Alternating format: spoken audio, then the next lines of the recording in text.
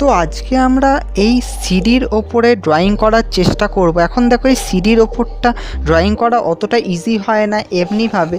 তো আমরা এখন কি করা যায়, এই সিডির ওপরে আমরা কি করব, একটা কোটিং দেওয়ার চেষ্টা করব এই অ্যাক্রিলিক কালার দিয়ে। তো এই অ্যাক্রিলিক কালারটা হোয়াইট কালার আমি নিয়েছি। এটা সিডির ওপর কোটিং দিলে কি হবে, এর লেয়ারের ওপর খুব ইজিলি কালার বা ড্রয়িং করা খুব ইজি হবে।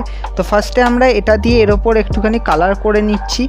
এখন দেখো কালার করার পরে মোস্ট ইম্পর্ট্যান্ট থিং হচ্ছে এটাকে ভালোভাবে শুকিয়ে নিতে হবে, কারণ এটা যদি প্রপারলি না শুকায় তাহলে কিন্তু এর ওপর কালার করা অতটা ইজি হবে না। তাই আমি বলবো যে এটা করে নেওয়ার পর মিনিমাম 5 থেকে 6 ঘন্টা এটাকে যেন শুকোতে দেওয়া হয়।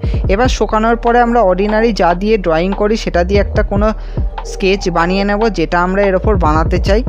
এবার দেখো বানানোর পরে কথা হচ্ছে কালার কি দিয়ে দেব। এখন কালার তোমরা অ্যাক্রিলিক কালার দিয়েও করতে পারো এর ওপর, বাট আমি ওয়াটার কালার ইউজ করছি।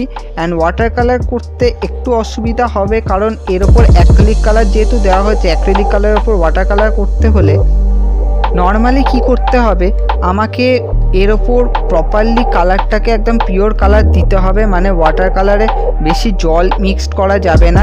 তাই দেখতে পাচ্ছ আমি প্যালেটটাকে ওই জন্য তোমাদের সামনে এনেছি যে কী কী আমি কালার এখানে ইউজ করছি আর কীভাবে মিক্সিং করে করে কালারটা করছি।